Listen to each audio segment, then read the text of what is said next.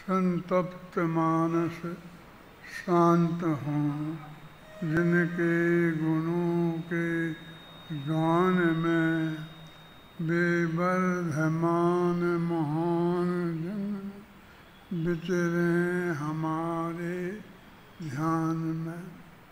इस जयमाला को अपन ने कल भी पढ़ा था और आज भी पढ़ा, 2 बार तो पढ़ लिया है और आधी से ज़्यादा का अर्थ भी कर लिया था। 1 पेज का अर्थ भी समझ लिया था, लगभग आधा पेज रह गया है जिसका अर्थ करना बाकी है। जिसका अर्थ मैंने कल बताया था उसका अर्थ मैं आज नहीं बताऊंगा, लेकिन थोड़ा ध्यान दिलाऊंगा। क्या समझा था हमने? देव और शास्त्र इन 2 के बारे में जो बात कही गई थी वो बात अपन ने की थी, और गुरु के बारे में बाकी रही। 1 लाइन में कल का सारांश बता दिया कि 2 लाइन में क्या कहा था, 1 लाइन में क्या कहा। आज अब गुरु की बात ही करनी है, जो बहुत खतरनाक है। क्योंकि देव तो बेचारे कुछ मंदिर में विराजे हैं, बोलते नहीं हैं। शास्त्र भी हम जो पढ़ें सो पढ़ें, वे हमको जबरदस्ती पढ़ाते नहीं हैं, लेकिन गुरु तो हमारे खास उपदेश देने वाले हैं, हम सबको रास्ता बताने वाले हैं, हमारी गलती बताने वाले हैं।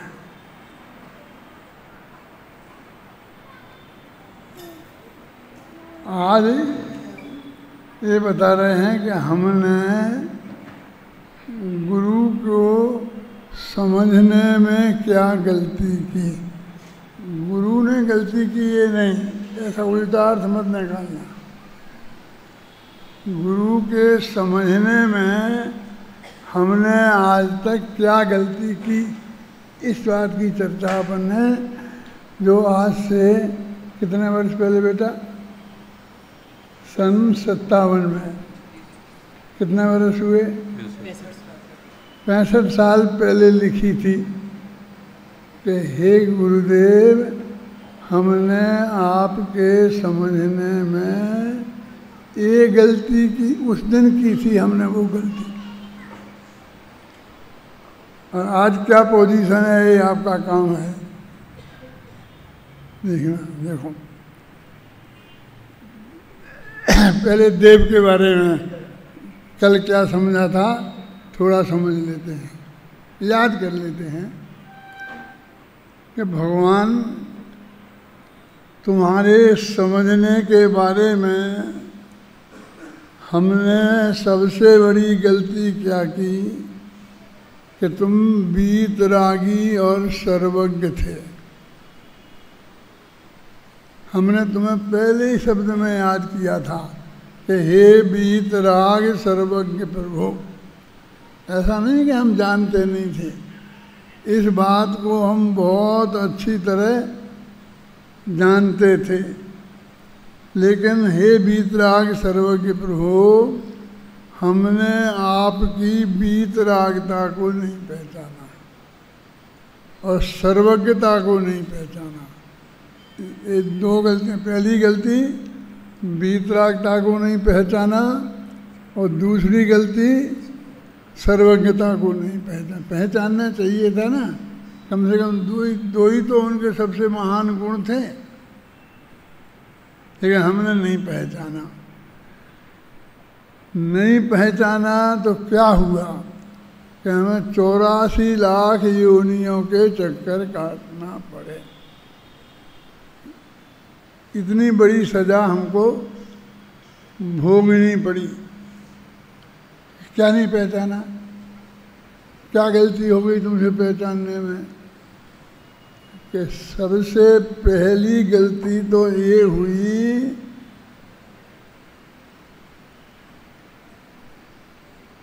कि तुम्हें करुणानिधि समझा। क्या करुणानिधि माने दया का सागर। हमारे भगवान दया के सागर हैं, ये हमने समझा। ये नंबर 1 की गलती। इस संसार में हम रखड़ रहे हैं, इतने दुख उठा रहे हैं, इतना नरक निगोद में गए हैं, वो इस गलती के कारण गए हैं। सबसे पहले हमने तुम्हें दया का सागर समझा। देखो, ये बात ऐसी नहीं है कि जैन पंडित ना समझे। हमने ये बात जैन पंडितों से पढ़ने के पहले हिंदू धर्म वालों के यहाँ पढ़ी थी। और यदि आपने किसी ने पढ़ा हो तो मैं बताता हूँ कहाँ पढ़ी थी। बनारस यूनिवर्सिटी में एक प्रोफेसर थे, उनका नाम था रामचंद्र शुक्ल। नाम सुना होगा, हिंदी के प्रोफेसर थे। उन्होंने एक करुणा नाम का लेख लिखा था। क्या नाम था उसका? करुणा। और उसकी परिभाषा पहली लाइन में लिखी थी। क्या लिखी थी? मैंने उसके बाद नहीं पढ़ी, तभी की याद है कि दूसरे के दुखों को देखकर स्वयं दुखी होना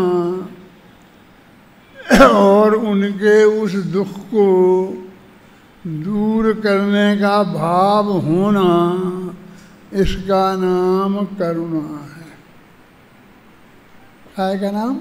उस दुख का नाम। जो दुख किसको हुआ?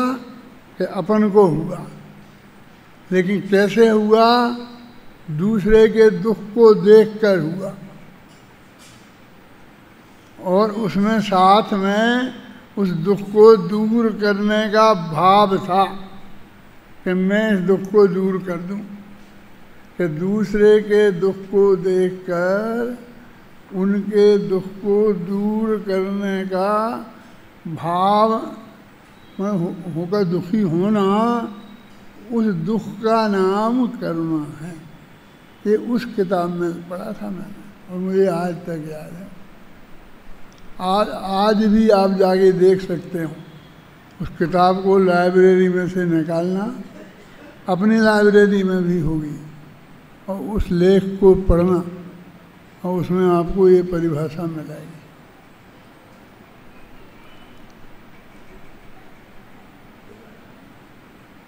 और इसे मैंने उसके बाद द्वारा नहीं पढ़ी, लेकिन जैसे मैं आपको आज सुना रहा हूँ, ऐसी सैकड़ों लोगों को सैकड़ों बार सुना चुका हूँ, पाठ याद करके सुना चुका हूँ। करुणा किसे कहते हैं? करुणा किसी दुख का नाम है भाई साहब। घबराना नहीं कि जैन शास्त्र की बात बताओ हमें। तुम्हें हमने जैन पंडित समझ कर सुनने को समझ दिया है।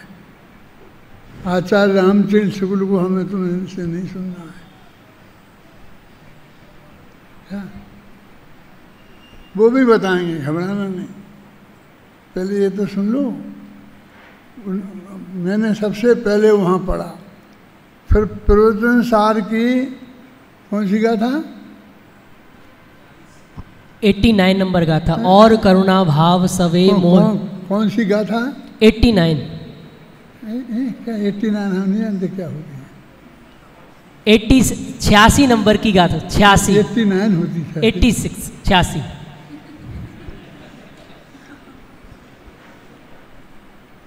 86 नंबर की गाथा प्रवचन सार की। बोलो बोलो गाथा बोलो। याद है? किसको याद है? बोलो। नीचे की लाइन याद है दादा? और करुणा भाव सवे मोह के ही चिन्ह हैं। तत्व का अज्ञान है ना, तत्व संबंधी अज्ञान और दूसरों के प्रति करुणा भाव और मिथ्या, ये मोह के निशान हैं, मिथ्यात्व के निशान हैं, ये मिथ्यात्व के चिन्ह हैं। और गाथा का हिंदी पद्यानुवाद है जो मैंने लिखा, मूल गाथा तो प्राकृत भाषा में है ना। ये 86 गाथा में प्रवचन सार में, प्रवचन सार माने सबसे बड़ा शास्त्र, घबराना नहीं, समय सार है बड़ा शास्त्र, हमने आपके मुंह से ही सुना है। आज प्रवचन सार बता रहे हो क्योंकि आज प्रवचन सार का नंबर है। प्रवचन सार, ये इतनी बड़ी बात प्रवचन सार में लिखी है। अयथार्थ जाने तत्व को अतिरति विषयों के प्रति और करुणा भाव ये सब मोह के ही चिन्ह हैं। कौन से विधान में है? ये प्रवचन सार की गाथा है, प्रवचन सार की गाथा है। वो तो गाथा किसकी है ये तो नहीं पूछ रहा हूँ, कौन से विधान में है ये? प्रवचन सार महामंडल विधान में है। ये जितने ये बड़े बड़े शास्त्र हैं ना, उन सब के मैंने विधान भी लिख दिए, एक एक अक्षर से खुद के बनाए। उस विधान में भी ये गाथा है कि मोह, मोह का चिन्ह क्या है। और ये तो लिख दिया था कितने साल पहले, करुणानिधि भगवान तुमको समझकर, ये भगवान के सामने मंदिर में सबके सामने स्वीकार किया था। क्यों? अब आज तुम तो कह रहे कि कोई एक आदमी गवाही देने वाला नहीं मिलता है। हाँ, आपने इतने साल पहले लिखा था और हमने इतने साल पहले पढ़ा था, है? क्यों? ये सारे देश में एक गवाह नहीं मिलता है, हैं? देखो दूसरी गलती क्या की, अब मैं छोटी छोटी गलती नहीं बताऊंगा, नहीं तो फिर कल 1 घंटा निकल जाएगा। दूसरी गलती क्या की,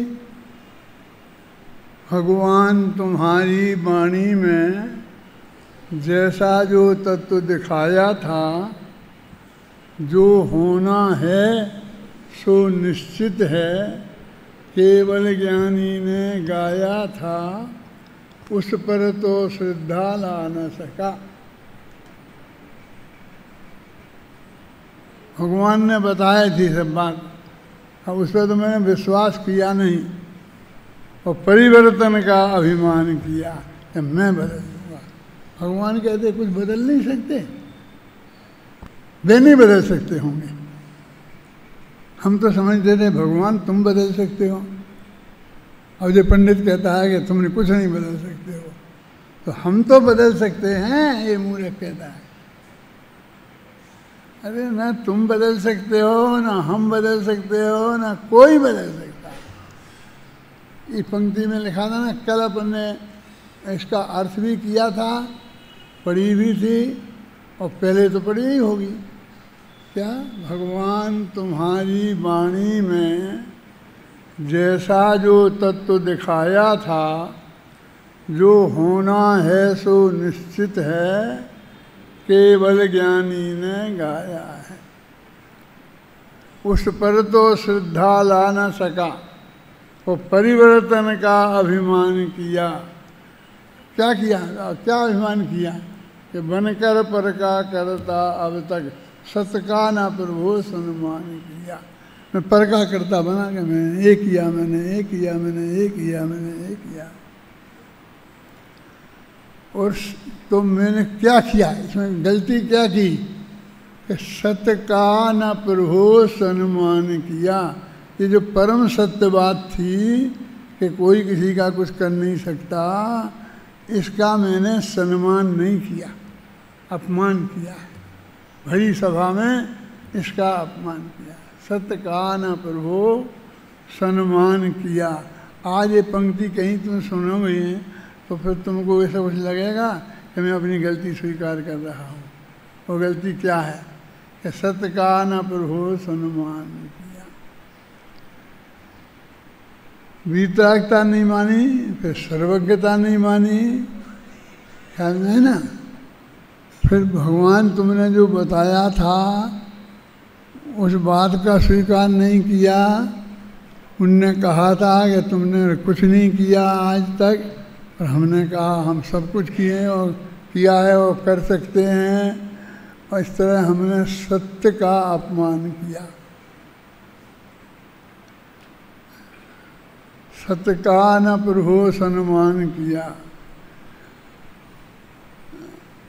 अभी क्या फिर बताया अपन ने कि भगवान तुम्हारी वाणी में कैसा क्या तत्व बताया है ना। पंक्ति देखो तुम्हारे सामने है पंक्ति, कहाँ लिखा? भगवान तुम्हारी वाणी में जैसा जो तत्व दिखाया है। आपकी किताब में मिल गया कि नहीं मिल गया? भगवान तुम्हारी वाणी में जैसा जो तत्व सिखाया है। क्यों कि मैं गया था सुनने समूह शरण में, और वहाँ मैंने तुम्हारी वाणी सुनी थी। तो क्या बताया था हमें कि शाद बाद नए अनेकांतमय वस्तु का स्वरूप बताया था, है ना। शादवाद में अनेकांतमय समय सार समझाया था। हमने तो आज तक किसी मोटे पंडित से समय सार सुना नहीं। ये समय सार तो ये सोनवैया पंडित है ना, ये पढ़ते हैं, हम थोड़े पंडित हैं। समय सार समझाया था, उस पर तो ध्यान दिया ना प्रभु, ये गलती करी। और विक था मैं समय, कल बताया था ना। अभी यहाँ से निकलेंगे, फिर कल क्या किया था याद रखो, और आज फिर क्या करो। 14 से फिर भी भगवान तुम्हारी क्या, उस पर तो ध्यान दिया ना प्रभु, विकथा में समय गमाया है। और क्या हुआ? शुद्धात्म रुचि न हुई मन में, और मन में आत्मा की रुचि नहीं हुई, और न मन को उधर लगाया, और न मैंने मन को शुद्धात्मा में लगाया। न आत्मा में शुद्धात्मा की रुचि हुई, न मन को उधर लगाया है ना। अधिक में क्या कहूँ, समझ न पाया था अब तक जिनवाणी किसको कहते हैं। अब जिनवाणी जिनवाणी जिनवाणी, साहब मैंने तो हजारों जिनवाणी बांट दी, आपके यहाँ से जिनवाणी खरीद के सारे देश में पहुँचा दी। कहते कहाँ पढ़ रहा था मैं समझ न पाया था अब तक जिनवाणी, जानता ही नहीं था जिनवाणी किसे कहते हैं। जिन वाणी, जिन माने जिनेन्द्र भगवान की वाणी। तो प्रभु बीत राग की वाणी में कैसे क्या तत्व निकलते हैं ये मैं जानता ही नहीं था। प्रभु बीत राग की वाणी में कैसे क्या तत्व निकलते हैं, वे कहते हैं कि बीत रागता धर्म है। मैं कहता हूँ राग धर्म है। ये कहते हैं कि बीत रागता धर्म है। देखो आपके पिताजी ने सबसे पहले दिवाली पे जो चिट्ठी लिखी होगी दादाजी, मैं आपके पिताजी की बात कर रहा हूँ और किसी की नहीं कर रहा हूँ, क्योंकि उस जमाने में लिखी जाती थी। तो बीत रागायनामा लिखा होगा। शादी की चिट्ठी लिखी होगी तो सबसे पहले बीत रागायनामा लिखा होगा। घर की दीवार पे लिखा होगा तो पहले बीत रागायनामा लिखा होगा। बीत राग बीत राग बीत राग बीत राग बीत राग बीत राग, और मैं बीत राग का धर्म है मैं यही नहीं जानता, समझ ना पाया था अब तक कि धर्म बीत राग धर्म किसे कहते हैं। कहाँ पढ़ रहा था मैं? बीत रागता राग भाव में सबसे नीचे की पंक्ति पढ़ो। राग भाव में धर्म मानना जिन मत में मिथ्यात्व कहा। जैन धर्म में राग भाव में धर्म मानना ये मिथ्यात्व है। ये भगवान से अपन राग कर रहे ना पूजा, ये क्या राग है ना, ये मिथ्यात्व नहीं है कि ये मिथ्यात्व है तो तुम क्यों कर रहे हो, और साथ में तुम भी तो कर रहे। इसको धर्म मानना मिथ्यात्व है। हमें भी तो समझा रहे कि धर्म मानना मिथ्यात्व है। राग भाव में धर्म मानना जिनमत में मिथ्यात्व कहा, पर आज समझ में आया है। इसके ऊपर की पंक्ति, पर आज समझ में आया है कि वीतरागता धर्म है। यहाँ तक कल अपन ने पढ़ लिया था कि आज समझ में आया है कि वीतरागता धर्म है। तो बेटा कल तो आ गया था ना, है? आज समझ में आया है कि वीतरागता धर्म है। चलो आज आ गया, आज तक नहीं आया तो कोई बात नहीं, लेकिन दिक्कत तो एक है, कल आगे फिर बोलोगे कि आज समझ में आया। रोजीना तेरा आज कब होगा? रोजीना कहेगा आज समझ में आया है, पर वीतरागता धर्म और राग भाव में धर्म मानना जिनमत में मिथ्यात्व कहा है। देखो राग धर्म में, धर्म राग में अब तक ऐसा जाना था शुभ कर्म कमाते सुख होगा, बस अब तक ऐसा माना था। शुभ कर्म कमाऊंगा तो सुख होगा, आज तक ये माना था, ये सबसे बड़ी गलती थी।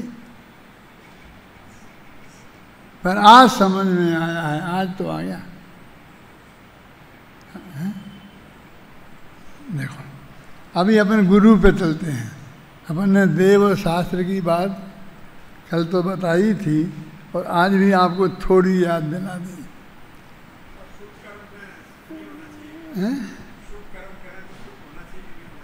सुख होगा, हाँ होना चाहिए कि नहीं होना चाहिए कि नहीं होगा, ये कह रहे। अब तक ऐसा माना था, एक गलती थी, ये गलतियां गिना रहे हैं, ये मेरी गलती गिना रहे हैं कि मैंने आज तक ऐसा मानकर गलती की थी। आज समझ में आया है। क्या आया समझ में? कि वीतरागता की पोषक ही जिनवाणी कहलाती। पेज पलट लो। वीतरागता की पोषक ही जिनवाणी कहलाती है। ये जिनवाणी का एक सबसे बढ़िया लक्षण है जी, जो वीतरागता का पोषण करे उसे जिनवाणी कहते हैं।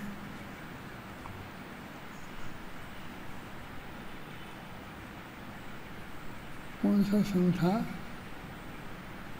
सन 52 था। 52 समझती हो? 52 मैं न्यायाधीश की परीक्षा देने कलकत्ता गया था। तो वहाँ जाके प्रवचन भी करता था। रोजीना पेपर देने जाता था और सुबह प्रवचन करता था, क्योंकि हमारे पंडित जी ने कह दिया था बेटा वहाँ प्रवचन करना। और हम अच्छा प्रवचन करते थे, सब जगह से प्रशंसा लेके आते थे, तब से करते हैं हम अच्छा प्रवचन। कोई आज नहीं करने लग गए। तो हम कलकत्ता में प्रवचन कर रहे थे। तो ऐसी कोई बात आई तो उनने कहा, कलकत्ता वालों ने, कि लक्ष्मी तुम्हारे रिश्तेदार थे। उनने कहा कि जिनवाणी में पढ़ा है हमने।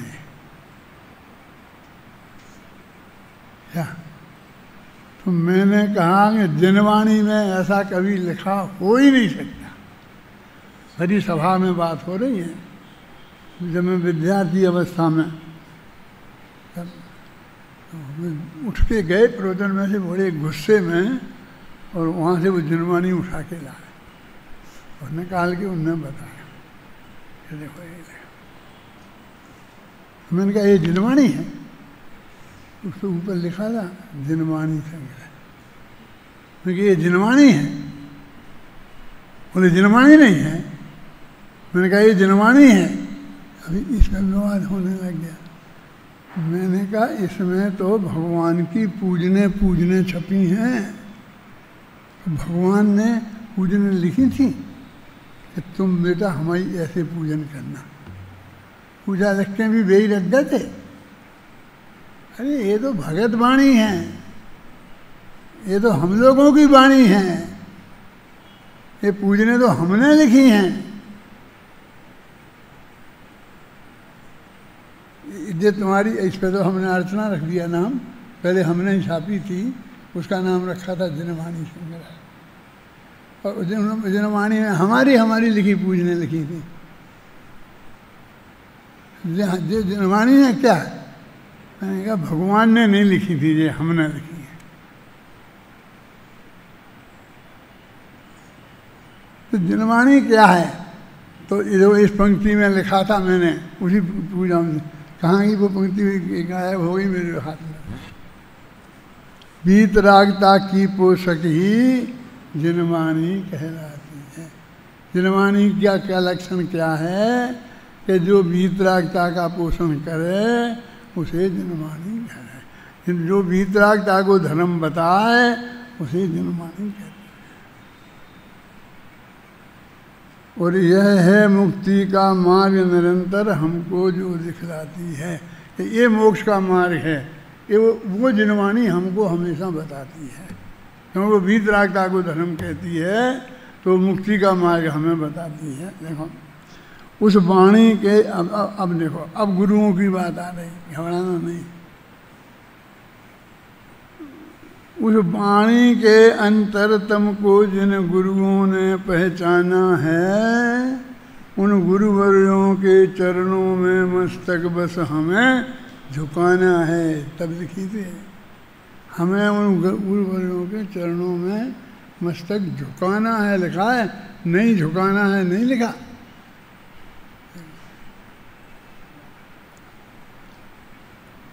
लेकिन बीच में एक बस लिखा। हाँ? उन गुरुवर्यों के चरणों में मस्तक बस हमें झुकाना है। मस्तक नहीं झुकाना है नहीं लिखा। हम नमस्कार नहीं करते, तुम करते हो नमस्कार। ये पूजन हमने लिखी है कि तुमने।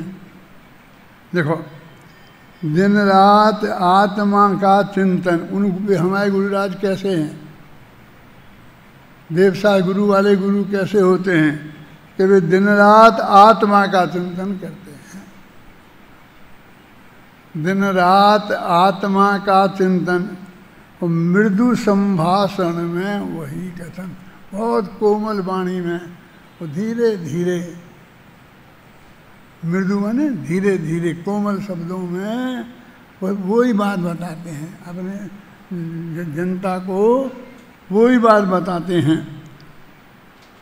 मृदु संभाषण में वही कथन और निर्वस्त्र दिगंबर काया से भी प्रकट हो रहा अंदर, और बिल्कुल नग्न काया है, तो उससे भी उनका मन प्रकट हो रहा है कि बिल्कुल कितने अंदर से पाक साफ हैं, उनके हृदय में कोई पाप नहीं है ना। निर्ग्रंथ हैं, ग्रंथ माना परिग्रह से रहित हैं, दिगंबर हैं, सतज्ञानी हैं, स्वात्म में सदा विचरते हैं, 24 घंटा अपने आत्मा में विचरण करते हैं। जंगल में नहीं घूमते हैं, नगर नगर में नहीं घूमते हैं, गांव गांव में नहीं घूमते हैं, अपने अंतर में निरंतर विचरण करते हैं। और ज्ञानी हैं, ध्यानी हैं, समरसानी हैं,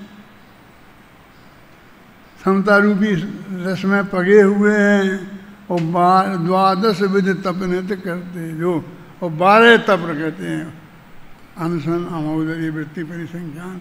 अब तप का निकल गया ना, वैसे हैं वे हमारे मुनिराज। भैया जरा पढ़ के बताना जी, इतना ध्यान से सुनना। अभी बाकी का मैं अभी ऐसा करूँगा। बीत रागता की पोषक ही जिन वाणी कहलाती है, यह है मुक्ति का मार्ग निरंतर हमको जो दिखलाती है। उस वाणी के अंतरतम को जिन गुरुओं ने पहचाना है, उन गुरुवर्यों के चरणों में मस्तक बस हमें झुकाना है। दिन रात आत्मा का चिंतन, मृदु संभाषण में वही कथन, निर्वस्त्र दिगंबर काया से भी प्रकट हो रहा अंतर मन।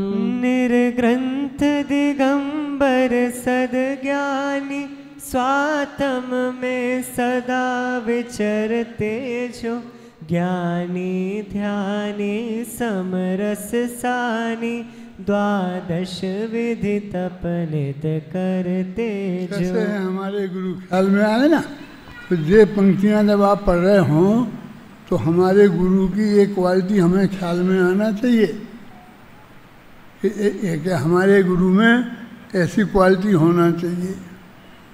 देखो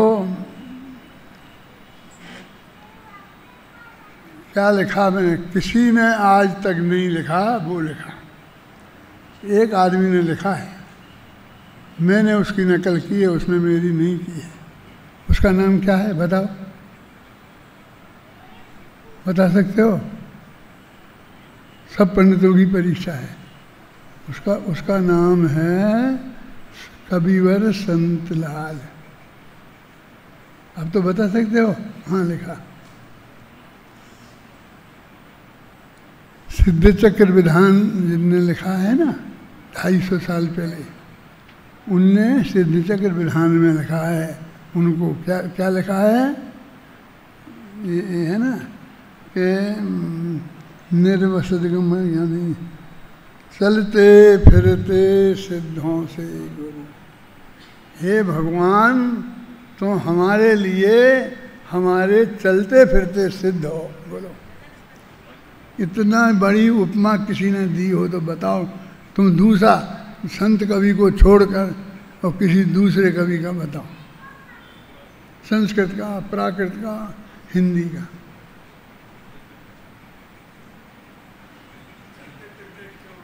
हैं? चलते फिरते शब्द क्यों लिखा? हाँ, चलते फिरते सिद्धों से गुरु, क्योंकि भाई हमारे सिद्ध चलते फिरते नहीं है ना। ये जो मोक्ष में सिद्ध है ना, वे चलते फिरते नहीं हैं, और जो मुनिराज चल रहे फिर रहे हैं, इसलिए चलते फिरते सिद्धों से लिखे। ये 23 वर्ष की उम्र में लिखा था, चलते फिरते सिद्धों से गुरु, चरणों में शीश झुकाते हैं। क्लियर लिखा, तो रोजीना लिख के दिया हुआ है। और क्या हमारी भावना क्या है? हम चलें आपके कदमों पर, नित्य यही भावना भाते हैं। पढ़ो भाई। चलते फिरते सिद्धों से गुरु चरणों में शीश झुकाते हैं। हम चले आपके कदमों पर, नित्य यही भावना भाते हैं। हो नमस्कार शुद्धात्म को, हो नमस्कार जिन वरवाणी, हो नमस्कार उन गुरुओं को, जिनकी चर्या समरस सानी। अंत में एक लाइन में समराज करके फिर तीनों को लिख दिया। अपने शुद्धात्मा को, अपने आत्मा को, जिनवर वाणी को, और उन चलते फिरते गुरुओं को हम नमस्कार करते हैं, है ना। जिनकी चर्या समरस स्वामी, जिनका आचरण समता रस से भरा हुआ है।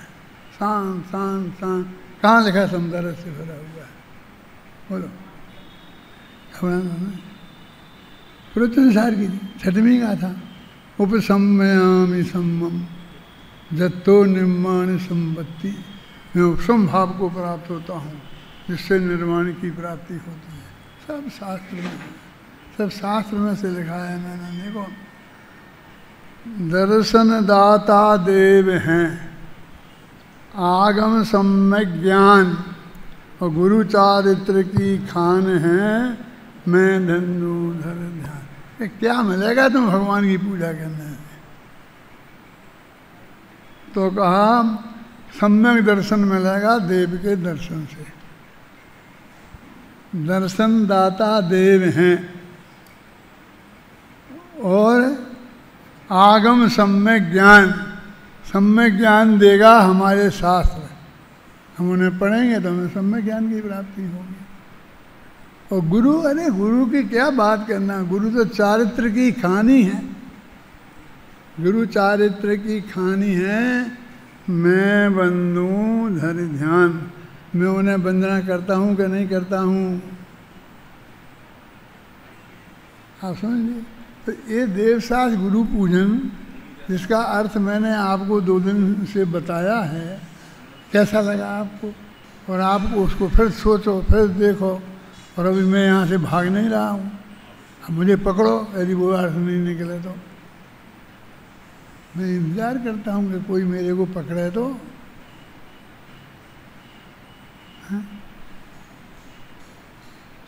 क्या वस्तु का स्वरूप ये है, ये सच्ची बात है। फिर ये पूजन तुम्हें क्यों नहीं करते हो? घबराना नहीं। मैं तुमसे ये नहीं कह रहा हूँ कि करना कैसे, इसमें क्या कमी है तुम मुझे वो बता दो तो मैं इसमें और डाल दूँ वो। ये तो पुरानी इतनी चल गई दुनिया भर में, तो अब क्या फ़ायदा डालने से? तो दूसरी लिख दूँगा। मैंने आपको एक पूजन वो बताई जो मैंने सबसे पहले लिखी थी, और एक पूजन वो बताई जो मैंने सबसे बाद में लिखी, और अभी बंद थोड़ी हो गया। ये माताएं बहनें होती हैं ना, तो बच्चा पैदा होना शुरू होता है, बस 10-5 साल में बंद हो जाता है। अपना ऐसे नहीं, अपना तो शुरू लिखना शुरू हुआ 12 वर्ष की उम्र से, तो अभी चालू ही है। 100 में 12 रह गए बस, चालू है। रोज ही ना कुछ लिखते रहते हैं, सब रहते हैं, बिल्कुल बनाते रहते हैं, बढ़िया। वो सारी चीज़ें, बस तो वस्तु का स्वरूप क्या है हम उसको गहराई से पढ़ें। मैंने सिर्फ आपको 2-3 दिन तक जो व्याख्यान दिए, सिर्फ निर्माणी का क्या स्वरूप है, देवसास गुरु का क्या स्वरूप है, जिनकी हम पूजन करते हैं वो कैसे हैं, वो कैसे, हमारे देवसास गुरु कैसे हैं, हमें उन्हें कैसे नमस्कार करना चाहिए, अपने जीवन को कैसे अपनाना चाहिए, इस मंगल भावना से मैंने अपनी बात कही है। मुझे बिल्कुल पक्का विश्वास है कि आप लोग अत्यंत पवित्र भाव से उसे ग्रहण करेंगे और उससे जो लाभ मिल सकता है उसे अवश्य लें।